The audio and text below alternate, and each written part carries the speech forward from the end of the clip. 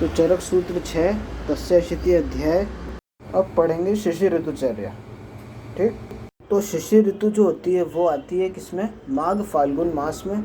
इसको आयुर्वेद में अपन बोलते हैं तप तपस्य, तप तपस्य, तपसी तपस्य। तो ये माघ फाल्गुन और तप तपस्य में आती है शिशिर ऋतु। शिशिरो तुल्यो शिशिर अल्पम विशेषम, मतलब हेमंत शिशिर में लगभग सारे लक्षण तुल्य मिलते हैं।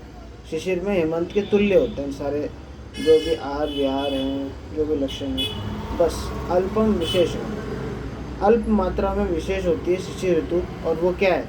रोक्षम आदान जम शीतम मेघ मारुत वर्षजम, मतलब इसमें रुक्षता ज़्यादा रहती है शरीर में, क्योंकि अब आदान काल स्टार्ट हो गया।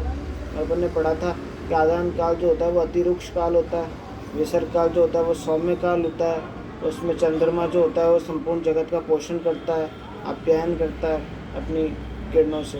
अब आदान काल स्टार्ट हो गया तो अब रुक्षता बढ़ेगी शरीर में धीरे धीरे। तो रोक्षम आदान जम शीतम, शीतकाल भी चल रहा है तो शीतल भी है। मेघ मारुत वर्षजम, और इसमें क्या हो रहा है? जो वायु है और जो मेघ है उनसे वर्षा हो रही है। तो शिशिर ऋतु जो होती है ना, उसको पतझड़ भी बोलते हैं।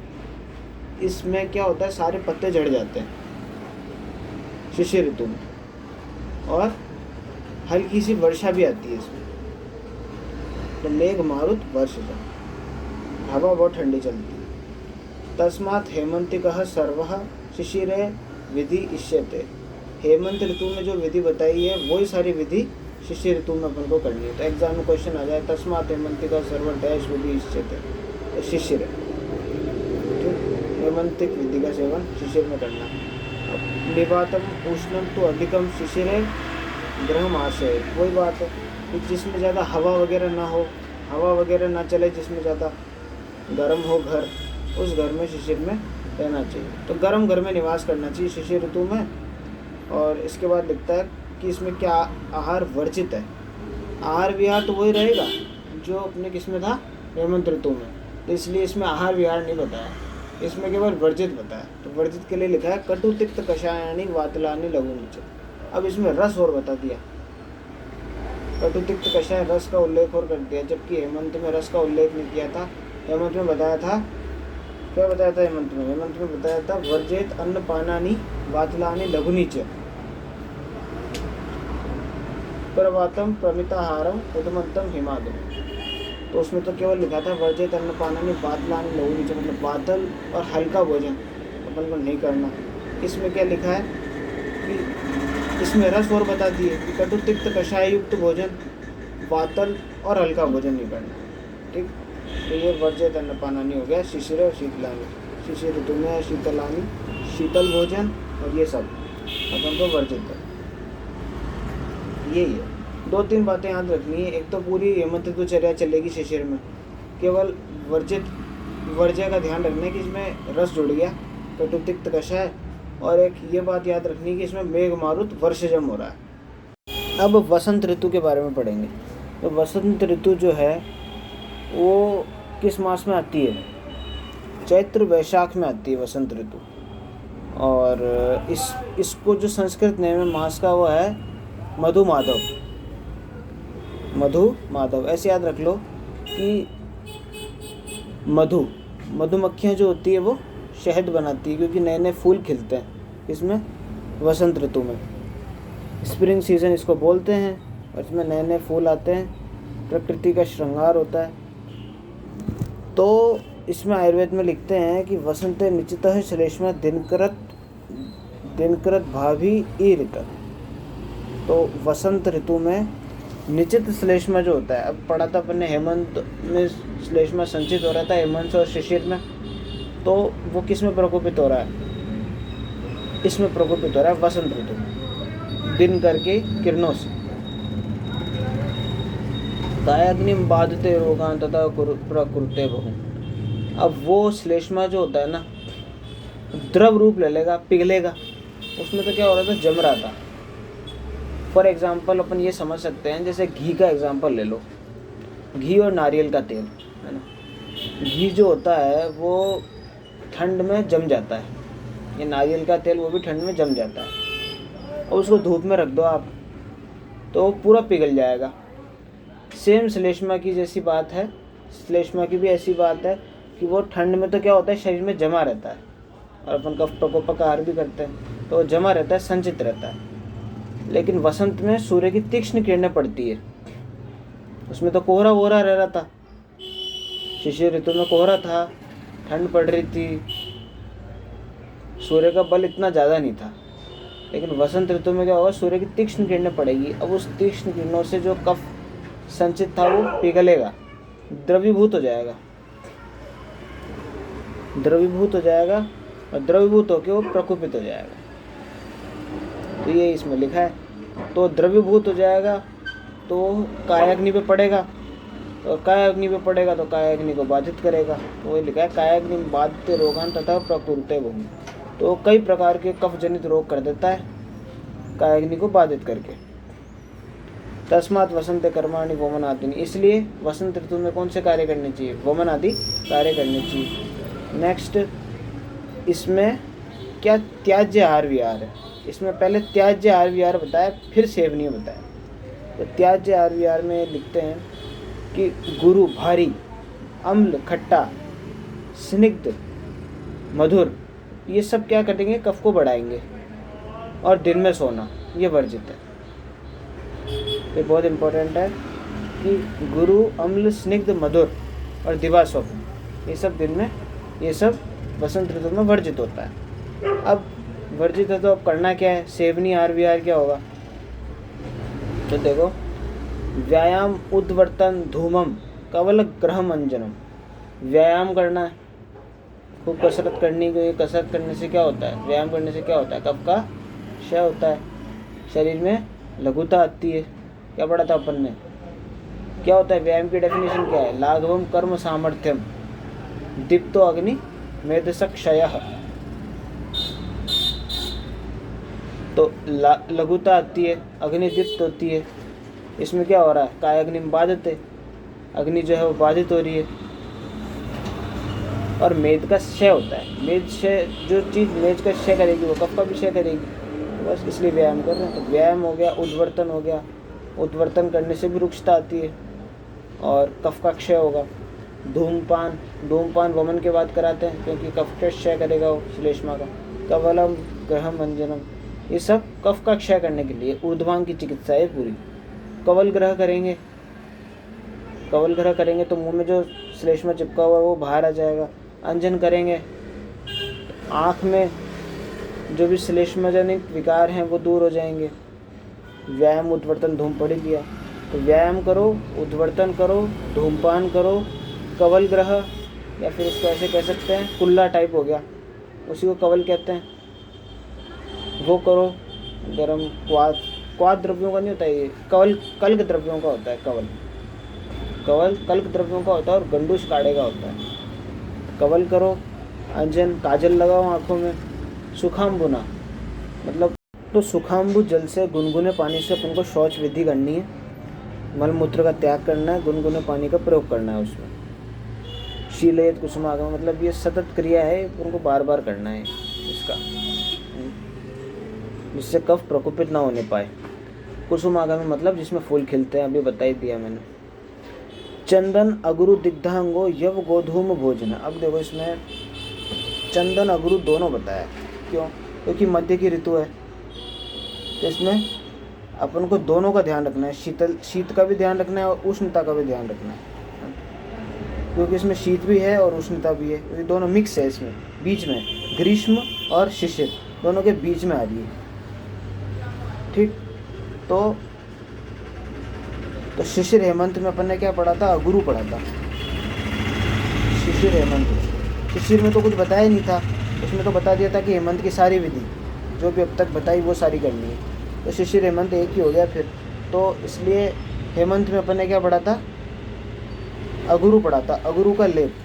और ग्रीष्म में गर्मी पड़ रही है तगड़ी, तो अगुरु का सेवन कर रहे हैं अपन शीत से बचने के लिए, और चंदन का प्रयोग कर रहे हैं अपन क्योंकि इसकी अगली ऋतु क्या है, ग्रीष्म है, तो हल्की सी गर्मी से बचने के लिए। तो इसलिए इसमें दोनों मिक्स करके क्या कर दिए, चंदन अगुरु दिग्धांग, चंदन अगुरु का दोनों का लेप करो। और यव गोधूम भोजना, क्योंकि इसमें कफ का प्रकोप हो रहा है इसलिए जौ का प्रयोग होता है, जौ और गेहूँ का। शार्भम शाण मेणीय मांसम लावक पिंजलम, ये मांस बताया, ये जनरली ये मांस जो है ये लघु होता होगा, तभी बताया लघु। वृक्ष, हरिण का, काला हरिण, लावा, बटेर, सफ़ेद तीतर का मांस, ये गुरु नहीं होता, लघु होता है, इसलिए बताया। फिर लास्ट में लिखते हैं भक्षयेत निगदम सिधु, देखो मोस्ट इम्पोर्टेंट, निगद सिधु का पान करना और माधविक पीना है। निगद सिधु, निगद कह रहे हैं अपन निथारा हुआ जल, और जब भी अपन पढ़ते हैं निथारा हुआ जल जो होता है वो हल्का होता है, लघु होता है, क्योंकि सारा सिधु जो है वो नीचे चला गया, ऊपर का जल पी रहे हैं अपन तो स्वच्छ, तो वो हल्का होगा, इसलिए अपन इसमें पी रहे हैं, और कफ नाशक भी होगा। तो निगद सिधु और माधविक, माधविक कहते हैं मधु निर्मित मद्य को। मधु किस में आया था? हेमंत ऋतु में। और माधविक किस में आया? उसमें क्षौदान, उसमें वो आया था मधु जो अनुपिबेत नर, और इसमें है पिबेत माधविकमेव च। तो माधविक किस में पी रहे हैं? माधविक तो पी रहे हैं अपन वसंत ऋतु में, और मधु जो अनुपिबेत नर आया था हेमंत ऋतु में। ठीक है। और लास्ट लिखा है वसंते अनुभवे स्त्रीणाम काननानाम च यौवनम। ठीक है, तो ये अपन को याद रखना। तब सुंदर उपवनों का, तो इसमें प्रकृति के दर्शन करने हैं अपन को, है ना, उपवन में घूमना है। इसमें क्या है? वसंते अनुभवे स्त्रीणाम काननानाम च यौवनम, और हेमंत में क्या आया था? प्रकामम च निषेवेद, क्योंकि इसमें शरीर बल अच्छा था। मैथुनम शिशिराग में, और इसमें कुसुमाग में, तो याद रखना है अपन को। इसके बाद आती है अपनी ग्रीष्म ऋतुचर्या। वसंत कंप्लीट हो गई, ग्रीष्म ऋतुचर्या। तो ग्रीष्म ऋतुचर्या किस मास में आती है? समर सीजन किस मास में आती है? यह आती है ज्येष्ठ आषाढ़, और इसको संस्कृत नेम क्या है इसके मास का? तेरी मेरी, ये तो कंप्लीट हो गया अपना। अब आएगा शादी। हमने ट्रिक बताई थी ना, तेरी मेरी शादी नहीं हो सकती। तेरी से तो हो गया अपना तपसी तपस्य, तपसी तपस्य मतलब शिशिर ऋतु। मेरी से हो गया अपना मधुमाधव मतलब वसंत ऋतु। और शादी तो श से हो गया अपना शुचि शुक्र, शुचि शुक्र मतलब ग्रीष्म। नहीं, तो नहीं में अपन न और नह और ई ये अलग कर देंगे, तो न से हो गया अपना नभ नभस्य, और ई अलग कर दिया। नभ नभस्य क्या हुआ? नभ नभस्य हो गई वर्षा, और ई अलग कर दिया ईश ऊर्ज। ऐसे याद रखो, शरद ऋतु में देव उठनी एकादशी आती है, देव उठते हैं, ईश उठते हैं, है ना, ईश उठते हैं, तो इसलिए ईश ऊर्ज शरद ऋतु हो गई। और लास्ट आता है शक्ति, तो स से हो गया अपना सहसी सहस्य। या फिर इसको ऐसे याद कर लो, जाठर अग्नि के लिए अपन ने पढ़ा था मात्रा द्रव्य गुरु क्षम मतलब सहन कर सकती है गुरु द्रव्य की मात्रा। जाठर अग्नि किस ऋतु में? हेमंत ऋतु में। तो सहसी सहस्य सहन कर सकती है के अर्थ में ले लो। तो इस ऋतु में तो क्या कहा है? इस ऋतु में तो ये कहा है कि ग्रीष्म ऋतु तो हो गई अपनी शुचि शुक्र, शुचि शुक्र या मास। और तो इस ऋतु में लिखा है कि मयूखे जगतः स्नेहम ग्रीष्म पेपीयते रवि। तो मयूख, मयूख किसको बोलते हैं? मयूख मतलब है किरण। तो इस सेंटेंस को अपन ऐसे भी कह सकते हैं, ग्रीष्म रवि ही मयूखे ही जगतः स्नेहम पेपीयते, मतलब ग्रीष्म ऋतु में सूर्य की किरणें, किरण किसको कह रहे थे? मयूख को, जगत का स्नेह पीती है या सोख लेती है। फिर आगे लिखते हैं ये कि इसमें कैसा अन्नपान करना है अपन को, कि वो सारा स्नेह सोख लेगी तो क्या होगा?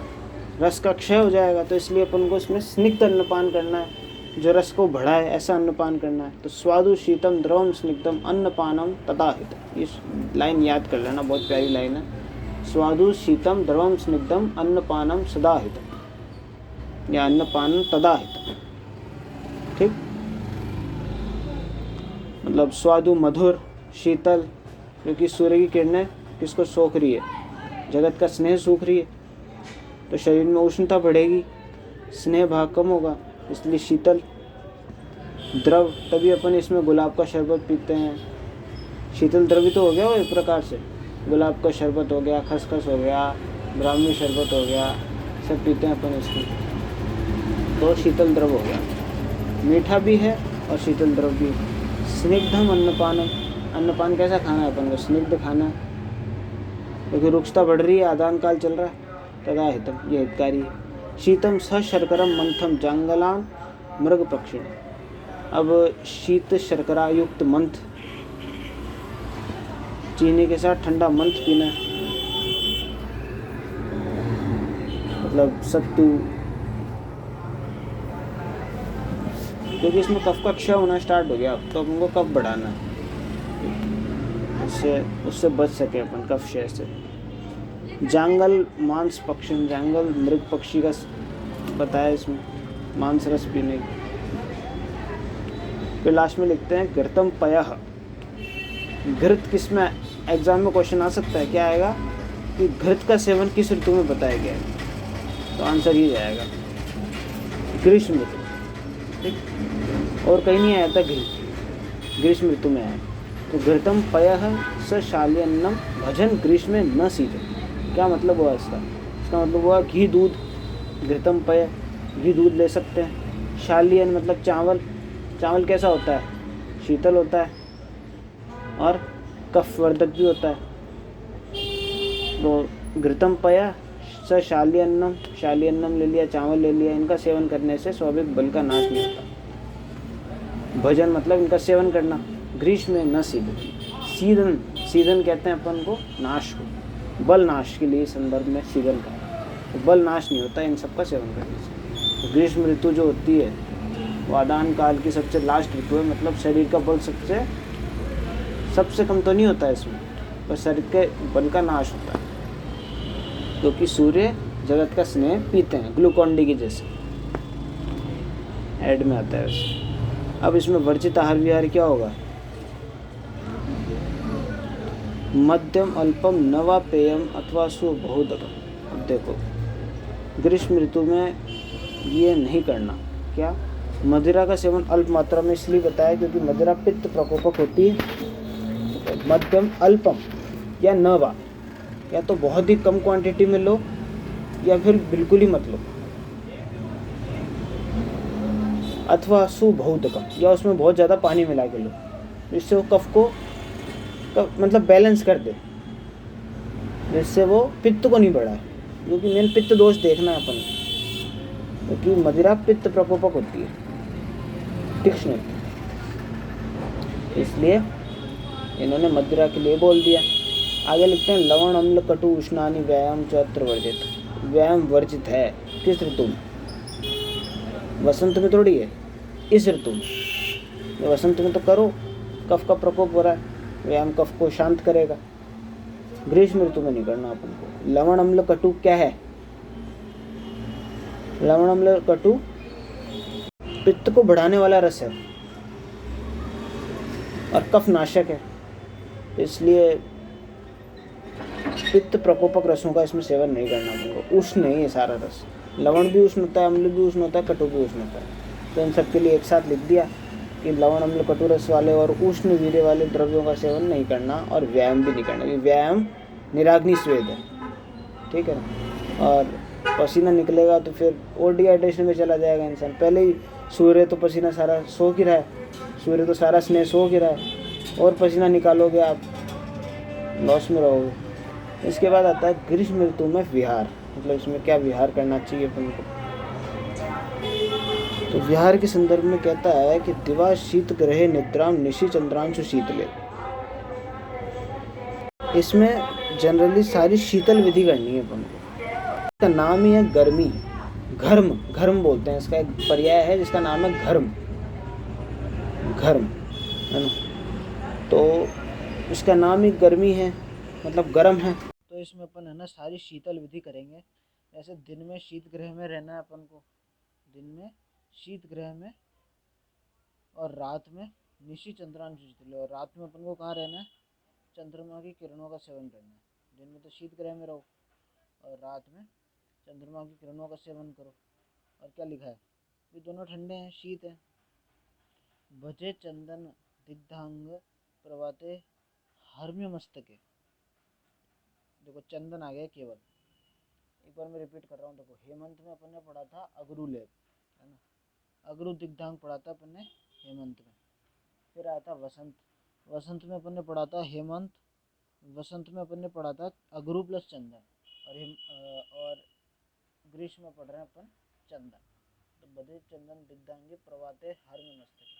अब इसमें प्रवात का सेवन करना है अपन को, क्योंकि गर्मी है ना, गर्मी है तो पूर्व की वायु सेवन करनी है अपन को। प्रवात क्या है इसमें, पथ्य है, और हेमंत में क्या था, वर्जित था।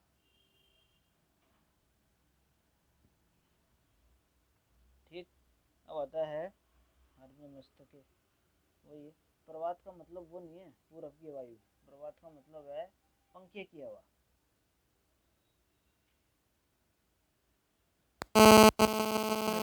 मतलब हाथों को स्पर्श करते हुए अपन को आसन पे बैठाना है, बैठना है।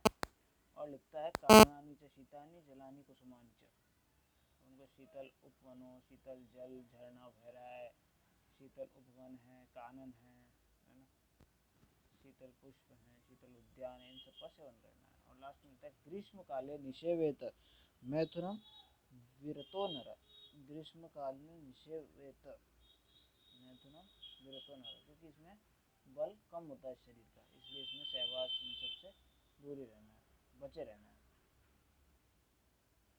इसके बाद आता है अपना वर्षा ऋतुचर्या। तो वर्षा ऋतुचर्या को अपन क्या बोलेंगे, कौन सा मास हुआ, श्रावण भाद्रपद, श्रावण भाद्रपद। और ये तो हो गया अपना हिंदी का मास। अब आता है अपना संस्कृत में, मतलब आयुर्वेद में क्या नाम दिया है इसको, आयुर्वेद में नव नवो नाम दिया है इसको। नव नवो, नव मतलब बादल, तो इसमें बादल होते हैं, वो है वर्षा ऋतु। लिखा है आदान दुर्बले देहे पक्ता भवती दुर्बला। इसका क्या मतलब हुआ कि आदान काल चल रहा है, आदान काल में देह में जो अग्नि है ना, पक्ता भवती दुर्बला, आदान काल के होने से मनुष्य का शरीर अत्यंत दुर्बल रहता है। और जाठर अग्नि, अब देह लिखा है तो मतलब देह, और पक्ता भी लिख दिया तो जाठर अग्नि, मतलब इसमें देह और जाठर अग्नि दोनों दुर्बल रहती है। किसमें, अब एग्जाम में लाइन दे देंगे आदान दुर्बल देह पक्ता होती दुर्बला, तो अपन कर देंगे वर्षा।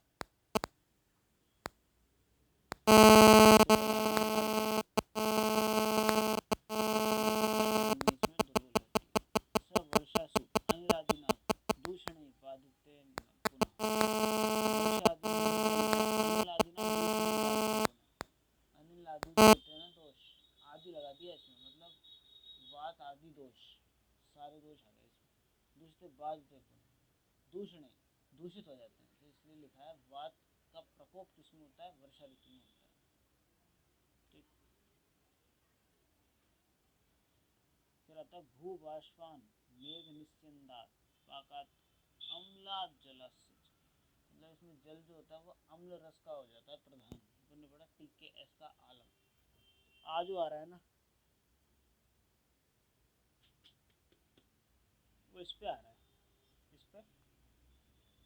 पे वर्षा ऋतु पे। तो अम्लात जलस्य पाकात अम्लात जलस्य भू बाष्प मेघ निस्यंदात। मतलब इससे पहले गर्मी थी तो उसकी अग्नि क्या होगी, गर्म होगी। भूमि से तो बाष्प या भाप निकलने लगी, इस ऋतु में भूमि से बाष्प भाप निकलेगी और आकाश से जल बरसेगा, तो जल का अम्ल विपाक हो जाने के कारण अग्नि का बल जो होगा वो अत्यंत दुर्बल रहता है, क्षीण रहता है। और अग्नि का बल क्षीण हो जाएगा तो क्या होगा, आगे लिखता है वर्षासु अग्नि बले क्षीण है। अग्नि का बल क्षीण हो गया तो क्या होगा, कुप्यंती पवनात्, जो वातादि दोष हों सब प्रकोपित हो जाएंगे, कुपित हो जाएंगे। तो लिखता है तस्मात् साधारण सर्वविधि वर्षासु सस्यति। ये बहुत इम्पोर्टेंट है कि साधारण विधि का प्रयोग किसमें किया जाता है, साधारण विधि का प्रयोग करते हैं अपन वर्षा ऋतु, साधारण विधि। ठीक। अब पढ़ेंगे वर्षा ऋतु में वर्ज्य आहार विहार क्या है। इसमें क्या है, पहले वर्ज्य आहार विहार पढ़ेंगे, फिर सेवनीय आहार विहार पढ़ेंगे। वर्ज्य आहार विहार क्या है वर्षा ऋतु में, तो इसमें लिखते हैं उद्मंथम दिवा स्वप्नम अवश्यायम नदी जलम। उद्मंथ कहते हैं जल में घुले हुए सत्तू को। अब ऐसे याद रखो, वर्षा ऋतु में क्या हो रहा था, वर्षा ऋतु में जल बरस रहा था ऊपर से, तो इसमें जल में घुला हुआ सत्तू नहीं लेना अपन को। क्यों? क्योंकि वर्षा ऋतु में अगर आप जल में घुला हुआ सत्तू लोगे, उद्मंथ लोगे, तो क्या होगा, शरीर में क्लेद बढ़ेगा, अधिक बढ़ेगा जलीयांश, तो क्या होगा, वो क्लेद को बढ़ाएगा। इसलिए उद्मंथ का सेवन वर्जित बताया। दिवास्वाप वर्जित बताया। दिवास्वाप करने से क्या होगा, जाठर अग्नि मांद्य हो जाएगा, इसलिए वो वर्जित है। और इस ऋतु में जाठर अग्नि पहले से ही कम रहती है।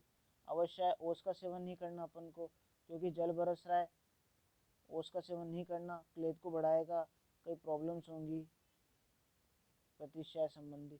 नदी जल, नदी का जल इस ऋतु में कैसा हो जाएगा, अम्ल विपाकी हो जाएगा। पहले बताया था कि भूमि से वाष्प निकलता है और ऊपर से जल बरसता है, तो जो नदी का जल होगा वो कैसा हो जाएगा, अम्ल विपाकी हो जाएगा।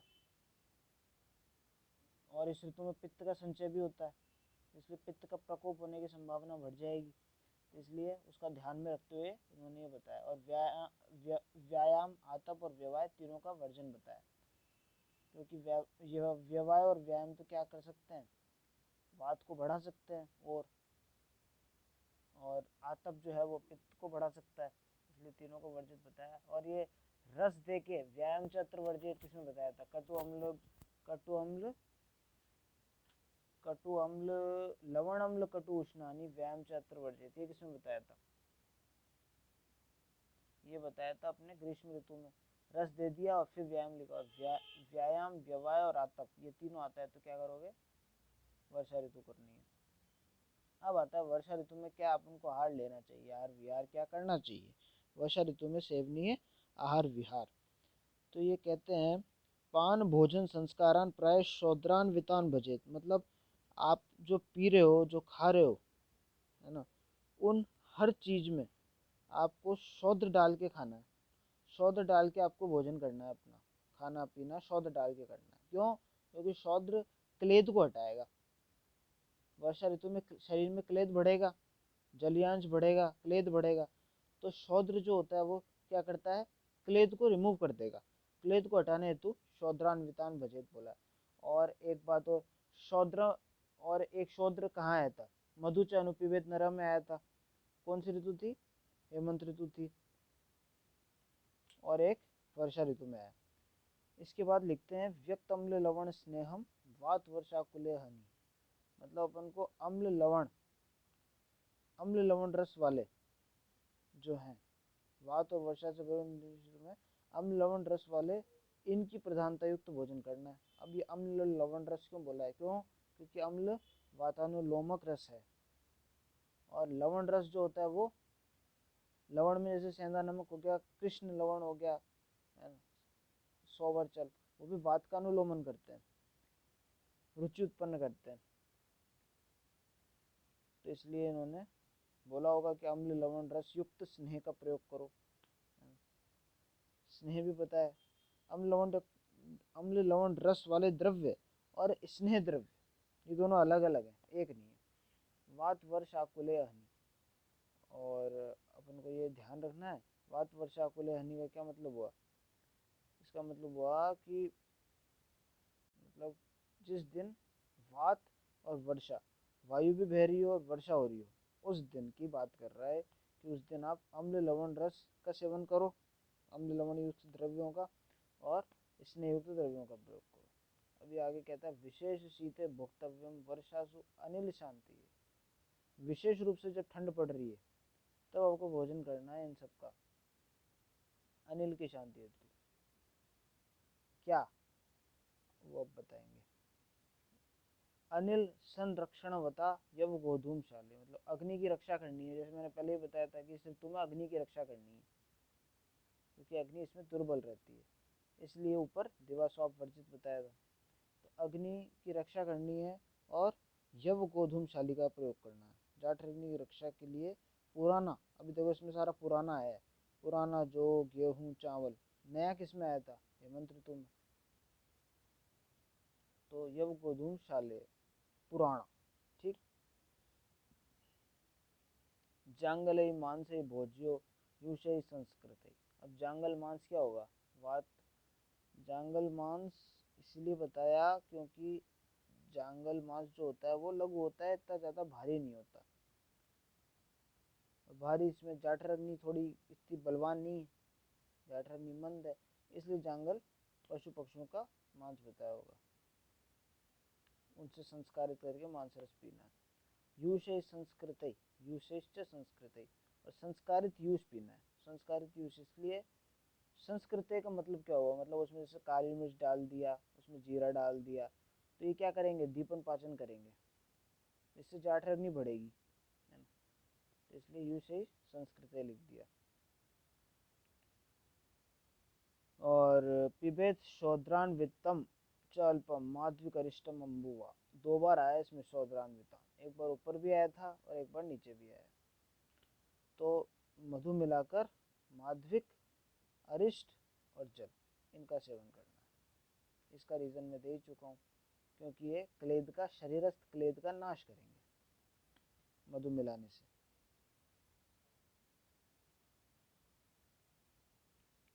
इसके बाद आता है महेंद्रम तप्त शीतम व कोपम सारसमेव व। महेंद्र जल सबसे सर्वश्रेष्ठ जल, अच्छा जल होता है, तो इसलिए महेंद्र जल का गर्म करके शीतल किया हुआ जल, इसको श्रित शीत बोलते हैं, या तप तप तप्त शीत भी बोलते हैं। श्रित शीत, तप्त शीत, इसमें तप्त शीत जल आया है ना, किसमें? वर्षा ऋतु में। तो अपन को तप्त शीत जल ही याद रखना है। तो महेंद्र तप्त शीत, कौप कुएं का पानी, और या सरोवर का पानी, ये अपन को किसमें पीना चाहिए? वर्षा ऋतु में पीना चाहिए। और आगे लिखते हैं प्रघर्ष उद्वर्तन स्नान गंध माल्यो परो भवेत। इसका क्या मतलब हुआ? देह का घर्षण करना है, उद्वर्तन करना है, स्नान करना है, गंध आदि का धारण करना है, गंधमाला सुगंधित द्रव्यों का हितकर होता है। आगे आता है लघु शुद्धांबर स्थानम भजित अक्लेदी वार्षिक।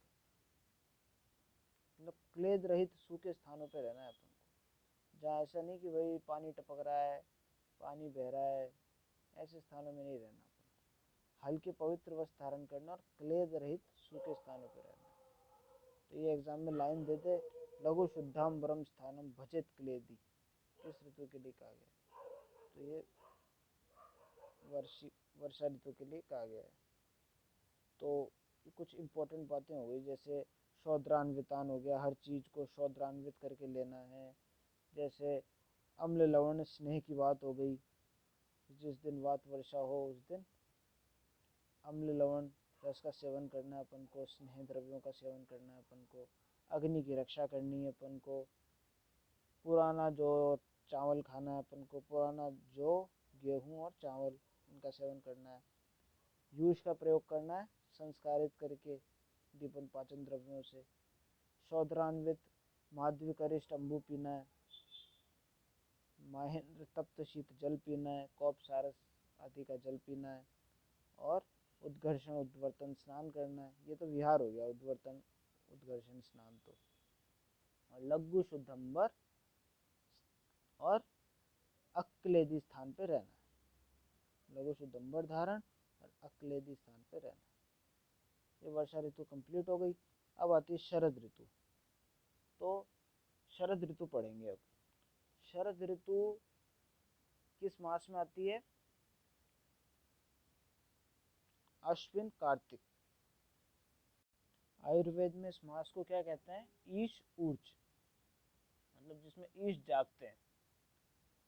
इसमें देवउठनी एकादशी आती है। अब शरद ऋतुचर्या पढ़ेंगे, तो इसके लिए बोला है इन्होंने ऑटम सीजन की बिगनिंग, वर्षा शीत उचित अंगानाम सहसैव अर्क रक्षणी भी। मतलब हाँ, एक बात और बताना भूल गया, वर्षा ऋतु से अपना विसर्ग काल प्रारंभ हो गया है। आदान काल खत्म हो गया, विसर्ग काल प्रारंभ हो गया। अब चंद्रमा बलवान है, सूर्य का बल कम होता जा रहा है। तो सहसई व अर्क रश्मि भी वर्षा शीत उचित अंगाना, मतलब वर्षा काल में शीत साथ में जिनको हो गया था उनके अंग सूर्य की प्रखर किरणें, देखो एक बात और कि वर्षा ऋतु में सूर्य की इतनी किरणें प्रखर नहीं रहती क्योंकि बादल रहते हैं और ऊपर से जल बरसता है, बादल रहते हैं मेन। लेकिन शरद ऋतु में क्या होता है, सूर्य की किरणें फिर प्रखर होती है। तो वर्षा ऋतु में जो अम्ल विपाकी जल था उससे क्या हो रहा है, पित्त प्रकोपित होगा। TKS का आलम, शिशिर वसंत ग्रीष्म वर्षा शरद हेमंत। तो शरद ऋतु में कौन सा रस का प्रादुर्भाव होगा, लवण रस का प्रादुर्भाव होगा इसमें। तो इसमें ये लिखा है कि सूर्य की किरणें तीक्ष्ण आएगी सहसई, जिससे क्या होगा, तप्त नाम तप्ता नाम अचितम पित्तम, तप्ता नाम अचितम पित्तम प्राय शरदी कुपित। तो पित्त शरद ऋतु में प्राय करके कुपित हो जाता है, वर्षा ऋतु में संचित हुआ पित्त। इसके बाद ये कहते हैं शरद ऋतु में सेवनी आहार विहार, इसमें क्या आहार लेना चाहिए, क्या विहार करना चाहिए। तो इसके लिए बोला है तत्र अन्नपानम मधुरम लघु शीतम सतिक्तकम, अन्नपान इसमें मधुर लेना है, शीतल लेना है, लघु लेना है और कड़वा लेना है, क्योंकि तिक्त रस पित्त शामक होता है और मधुर रस भी पित्त शामक होता है। पित्त प्रशमनम सेव्यम मात्रा सुप्रकांक्षित, पित्त का प्रशमन करना है इसमें अपन को। लावान कपिंजल आणे अनुभ्राज शक भाश्रकान, अभी सब पित्त शामक होते होंगे इन सबके मांस, इसीलिए लिखें। शालीन से यव गोधूमान सेव्यान आहु घनात्य, मोस्ट इंपॉर्टेंट। शरद ऋतु का पर्याय क्या है, घनात्य, मतलब बादलों का अंत हो गया, घन का अंत हो गया, घनघोर बादल ऐसे बोलते हैं ना अपन, इसलिए घन का अंत हो गया, घनात्य। तो कौन सी ऋतु, शरद ऋतु। इसके बाद आता है अपना तिक्तस्य सर्पिष पानम विरेको रक्त मोक्षणम, मोस्ट इंपॉर्टेंट है। तिक्त सर्पी का पान करना है अपन को, विरेचन कराना है और रक्त मोक्षण कराना है। सर्पी सर्वश्रेष्ठ औषधि किसकी, पित्त दोष की। धारा धरात्य, इसी को धारा धरात्य बोलते हैं क्योंकि धारा का धरा पर अंत हो गया, शरद ऋतु। इसके बाद लिखते हैं इसमें वर्जित आहार विहार क्या रहेगा। तो वर्जित आहार विहार के लिए लिखा है आतपस्य च वर्जनम, मतलब अपन को धूप का सेवन नहीं करना कि धूप में जाते रहने से पित्त प्रकोपित हो जाएगा। फिर लिखा है वसा तेल अवश्याय औदक आनुप मांस्यम आमिषम, वसा तेल ये सब किसको बढ़ाएंगे, पित्त को बढ़ाएंगे। ओस में रहने से इन सब से क्या होगा, पित्त बढ़ेगा, क्लेद बढ़ेगा, है ना। आनुपोदक और आमिष मांस। क्षार, क्षार तो पता ही अपन को तीक्ष्ण होता है, उष्ण होता है, पित्त को बढ़ाएगा। दही अम्ल रस युक्त है, तो वर्षा में तो ठीक था लेकिन शरद में पित्त का प्रकोप करेगा। दिवास्वाक कफ और पित्त प्रकोपक होता है। प्रागवात मतलब पूर्व की हवा, तो पूर्व की हवा उष्ण होती है इसलिए शरद में वर्जित है। तो ये सब शरद ऋतु में वर्जित हो गया। इसके बाद आ जाता है एक इम्पोर्टेंट बात, वह हेमंत में प्रवात वर्जित है और ग्रीष्म में प्रवात पथ्य है और शरद ऋतु में प्रागवात वर्जित है। अब पढ़ेंगे हंसोदक के बारे में। हंसोदक ऐसा जल है जिसका सेवन शरद ऋतु में किया जाता है। शरद ऋतु में सूर्य की किरणें भी तीक्ष्ण पड़ती है, अभी अपन ने पढ़ा था, और चंद्रमा इसमें बलवान होता है क्योंकि विसर्ग काल है। तो ऐसा जल जिसमें सूर्य और चंद्र दोनों की रोशनी से जो जल बनाया जाता है, मतलब जो दोनों की रोशनी से तप्त होता है, वो हंसोदक कहलाता है। और हंसोदक मतलब पवित्र जल जिसमें हंस रहता है। हंस जो होता है वो पवित्रता का प्रतीक होता है और हंस जो होगा वो किस में रहेगा, पवित्र जल में रहेगा। और उसके लिए एक कथा भी है कि दूध का दूध और पानी का पानी अलग कर देता है, तो इसलिए हंसोदक मतलब पवित्र जल। लास्ट में लिखा है यह तद यथा अमृतम, मतलब जो अमृत के समान वो जल। अब देखो श्लोक क्या कहता है, दिव्य सूर्यांशु संतप्तम निशि चंद्रांशु शीतलम, मतलब जो दिन में सूर्य की किरणों से संतप्त है और रात्रि में चंद्र की किरणों से शीतल हुआ है। कालेन पक्वम निर्दोषम अगस्त्येन अभिषिकृतम, और जो काल में पक्व है, काल के अनुसार पका हुआ है, काल स्वभाव से पका हुआ है और निर्दोष है, पक गया। सुबह सूर्य की किरणें आई, उसमें पक गया और रात को ठंडा हो गया। तो जो काल के स्वभाव से पक गया और निर्दोष युक्त है, और अगस्त तारा उदय हो जाता है, उसके प्रभाव से जो विष रहित हो जाता है, अविषीकृत हो जाता है, उसको अंशोदक कहते हैं। कालेन पक्वम निर्दोषम अगस्त्येन अविषीकृतम हंसोदकम इति ख्यातम, उसे हंसोदक कहते हैं। शारदम विमलम शुचि, जो शरद ऋतु में होता है और विमल होता है और पवित्र होता है, शुचि। स्नान पान अवगाहेषु सस्यते तद यथामृतम, स्नान पान अवगाहन इन सब में प्रशस्त है। अब वर्षा ऋतु में तो अपन ने पढ़ा था नदी जल का सेवन नहीं करना अपन को, लेकिन इस ऋतु में हंसोदक जो है उससे आप स्नान भी कर सकते हो, उसका पान भी कर सकते हो और अवगाहन भी कर सकते हो। और अपन ने वर्षा ऋतु में कौन सा जल पढ़ा था, तप्त तप्त शीत जल, ये पढ़ा था ना, तप्त शीत जल। और यहाँ क्या पढ़ रहे हैं, यहाँ पढ़ रहे हैं अपन हंसोदक। तो ये हो गया अपना शरद ऋतु। अब आता है शरद ऋतु में अनुकूल विहार। इसमें विहार क्या करना है अपन को, विहार वही है जो अपन का पित्त दोष शांत करे। शारदानी च माल्यानी वासांसी विमलानी च, मतलब शरद ऋतु में अपन को फूलों की माला धारण करनी है, स्वच्छ वस्त्र, और प्रदोष काल में चंद्रमा की किरणों का सेवन करना है। शरद काले प्रशंसन्ति प्रदोषे च इंदु रश्मि, ये कौन सी ऋतु है प्रदोष काल में जिसमें इंदु रश्मि का सेवन करना है, वो है शरद ऋतु। इसके बाद आता है प्रदोष, जो होता है वो रात्रि का प्रथम प्रहर होता है, और प्रत्युष जो होता है वो अंतिम प्रहर होता है। प्रदोषो रजनी मुखम, मतलब रात्रि का स्टार्टिंग, रजनी का मुख। अब एक इम्पोर्टेंट बात आती है कि अपने वाग्भट संहिता जो है उसमें ऋतु संधि का वर्णन मिलता है, और शारंगधर में यम दंष्ट्रा काल बताया।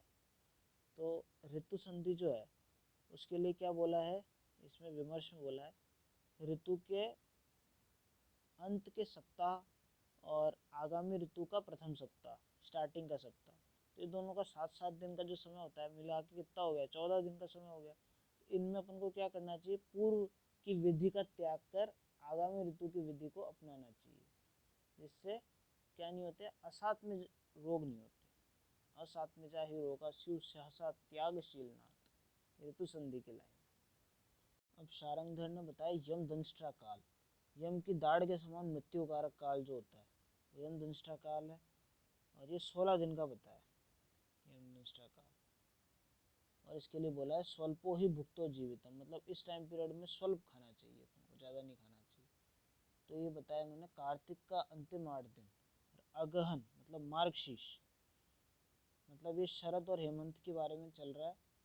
उन्होंने ऋतु के बारे में नहीं बताया था, उन्होंने बोला था कोई सी भी ऋतु का अंतिम 7 और आगामी ऋतु का प्रथम 7, इन्होंने स्पेसिफिक कर दिया कि कार्तिक का अंतिम 8 और अगहन मार्गशीर्ष का प्रथम 8, तो 16 दिन का काल।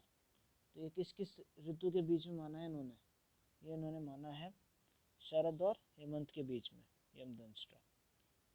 इसके बाद आता है कि सुश्रुत ने वर्षा ऋतु के लिए बोला ययात शेण वधु भिष्ट, राजा हाथी की सवारी करके नगर भ्रमण करना चाहिए वर्षा ऋतु में, तो ये पता होना चाहिए। तो इसी के साथ में अपना ऋतुचर्या नामक तस्याशीति अध्याय पूर्णता को प्राप्त होता है।